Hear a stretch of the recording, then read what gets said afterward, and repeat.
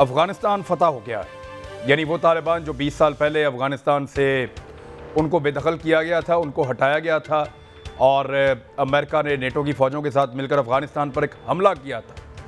और ये हमला हुआ था 9/11 के बाद। 9/11 में अमेरिकन की हलाकतें हुई। अमेरिकन ने कहा कि इसका खुरा निकलता है अफ़गानिस्तान में। वो आकर मुल्ला उमर को मिले। उन्होंने कहा जी उसामा बिन लादेन हमारे हवाले कर दें। मुल्ला उमर के साथ उनकी बात बनी नहीं। बाद में अमेरिका ने पाकिस्तान को भी धमकाया, दुनिया पूरी को धमकाया और कई मुल्कों की एक फ़ौज लेकर नेटो की वो अफ़गानिस्तान पर चढ़ दौड़े। उन्होंने कारपेट बम्बारमेंट की, यानी इंसानी तारीख की बदतरीन बम्बारमेंट जो हुई है वो अफ़गानिस्तान में हुई है। इतनी शदीद बमबारी के दुनिया की तारीख में दूसरी कोई और इसकी मिसाल नहीं मिलती। ये अमेरिका ने अफ़गानिस्तान में की 20 साल पहले और पत्थर के दौर में अफ़गानिस्तान को ले गया। ये तालिबान चले गए और पहाड़ों पे चढ़ गए और लड़ते रहे। 20 साल की लड़ाई के बाद वो दोबारा इक़्तिदार में आए। अमेरिकन ऐसा लगता है कि जूतियां छोड़ के भाग रहे हैं। उन्होंने अपनी फ़ौज को काबुल एयरपोर्ट के अंदर बंद किया हुआ है। काबुल एयरपोर्ट के बाहर इस वक्त तालिबान खड़े हैं। अंदर फ़ौज खड़ी है, बाहर तालिबान खड़े हैं। अमरीकी फ़ौज के साथ जो तालिबान है उनका एक मुआहदा है। उस मुआहदे के मुताबिक 11 सितंबर तक अमरीकी फ़ौज को तालिबान नहीं मारेंगे और अमरीकी फ़ौज 11 सितंबर से पहले निकल जाएगी। लेकिन ऐसा लगता है कि अगले 24 या 48 घंटों के अंदर ये सारे अमरीकी अफ़गानिस्तान को छोड़ देंगे। अफ़गान शहरी जो चाहते हैं कि अमरीकी उनको जहाज़ों में बिठाकर साथ ले जाए, क्योंकि उन्होंने अमरीकियों की बड़ी खिदमत की है, उनके बहुत काम आते रहे हैं। लेकिन अमेरिकन अपने कुत्तों को लेकर जा रहे हैं, जहाज़ों में बिठाकर अफ़गान शहरियों को बाहर एयरपोर्ट के ऊपर रनवे पे भगा रहे हैं। जो शहरी बेचारे जहाज़ों के ऊपर चढ़ जाते हैं या उनके साथ चिपक जाते हैं, वो बेचारे हवा से गिरे हैं और इस गिरने की वजह से 3 शहरी जो हैं वो जाँ बहक हो गए। जबकि अमेरिकन ने जब रश ज़्यादा हुआ तो एयरपोर्ट के अंदर फायरिंग की और 5 शहरी जो अफ़गान शहरी थे वो भी वहाँ पे जाँ बहक हो गए हैं। अमेरिकन एयरपोर्ट के अंदर, बाकी सारे अफ़गानिस्तान के अंदर, यानी सिर्फ ये काबुल एयरपोर्ट एक इलाका है जो अमेरिका के कंट्रोल में है। बाकी सारा का सारा अफ़गानिस्तान, पूरा अफ़गानिस्तान इस वक्त तालिबान के कंट्रोल में जा चुका है। और अफ़गान फ़ौज कहाँ गई? वो लोग कहाँ गए जो पाकिस्तान पे इल्ज़ाम लगा रहे थे? वो लोग कहाँ गए जो कह रहे थे कभी नहीं भागेंगे? वो लोग कहाँ गए जो कह रहे थे बहुत लंबी जंग हम लड़ेंगे? अशरफ गनी रूसी सफारतखाने के मुताबिक बहुत सारे पैसे लेकर भाग रहा था, बहुत सारी दौलत लेकर भागना चाह रहा था। उसने पैसों की गाड़ियां लेकर गया वहां पे। सब कुछ तो नहीं ले जा सका लेकिन बहुत कुछ लेकर भागा है। और यह कहा जा रहा है कि वो बजट का पैसा लेकर भाग रहा था अफगानिस्तान के, यह भी कहा जा रहा है। भारत अशरफ गनी भाग गया, कहां गया कोई पता नहीं चल रहा। लेकिन अशरफ गनी के स्टेटमेंट थे कि उसको नफरत है उन लोगों से जो भाग जाते हैं या जो मुल्क को छोड़ देते हैं। लेकिन जब मुज़ाकरात चल रहे थे तो उस वक्त जो आदमी चुप करके गायब हो गया, खामोशी से मुल्क को छोड़ के निकल गया, किसी को कानो कान खबर भी नहीं होने दी, वो अशरफ गनी था। अशरफ गनी के बहुत सारे हमायती पाकिस्तान में हैं। यानी थोड़े दिन पहले मोहसिन दावड़ कौमी असम्बली में खड़े होकर ये कह रहे थे कि जनाब तालिबान की फतूहात को बढ़ा चढ़ाकर बयान किया जा रहा है, ये सब झूठ है। अफगान फोर्सेज पूरी तरह इंटैक्ट है, तालिबान का कोई कंट्रोल नहीं अफगानिस्तान में। अफगान फोर्सेज का तालिबान को वो हरा रहे हैं और अफगान फोर्सेज का अफगानिस्तान में कंट्रोल है और मैं अशरफ गनी के साथ खड़ा रहूंगा। तो अब पता यह करना है कि मोहसिन दावड़ अशरफ गनी के साथ किस जगह पे खड़े हैं और अशरफ गनी खुद कहां पे खड़े हैं।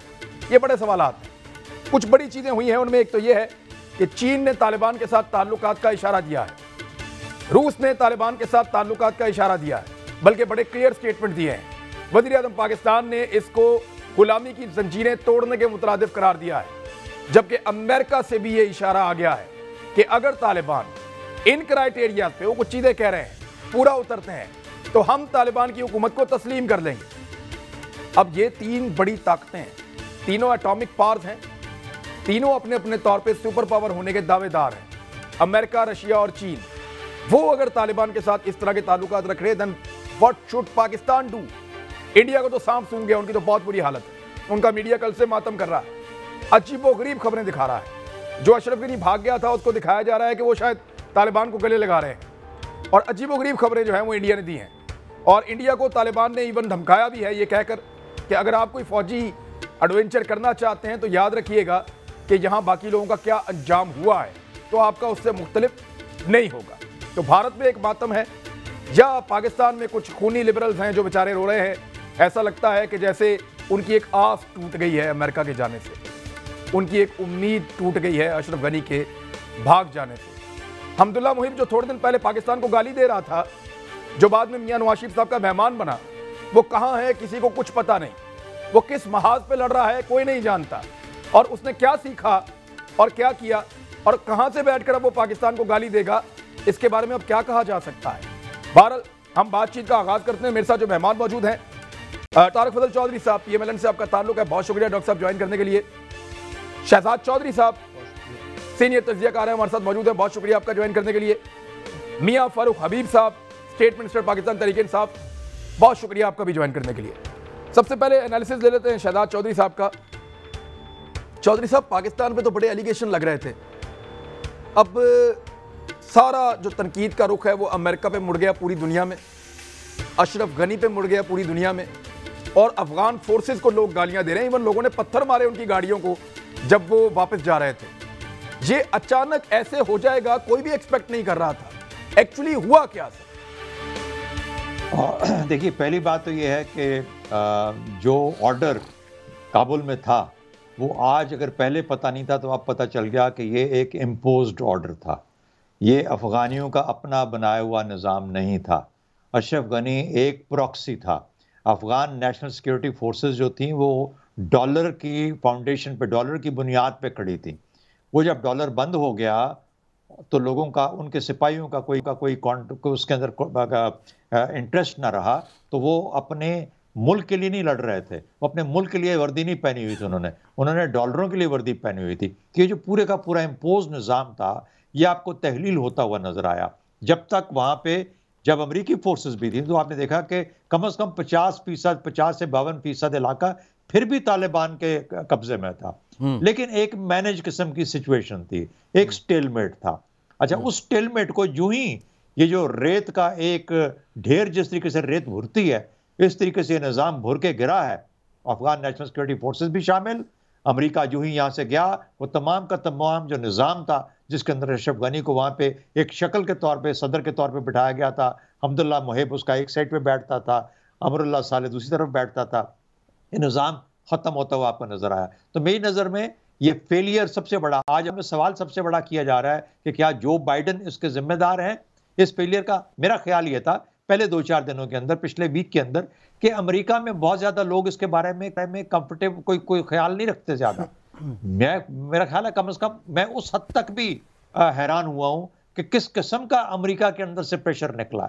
वो तमाम डिप्लोमैट्स, वो तमाम एनालिस्ट, वो तमाम जनरल्स जो कि अफगानिस्तान में किसी ना किसी तरीके से कनेक्टेड रहे हैं, आज वो सवाल अपनी हुकूमत से और जो बाइडन से पूछ रहे हैं कि आया आपके अंदाज में गलती थी, आपकी नीयत में गलती थी, आपके टाइमिंग में गलती थी, या आपने जो कैपेसिटी बिल्डिंग वहां छोड़ के आए थे वो असल में कुछ भी नहीं था। असल में फेलियर सबसे बड़ा ये था कि कोई फेस सेविंग, हमें कहते थे ना फेस सेविंग हमें दो पाकिस्तान को, असल में फेस सेविंग उनको अशरफ गनी से लेनी चाहिए थी।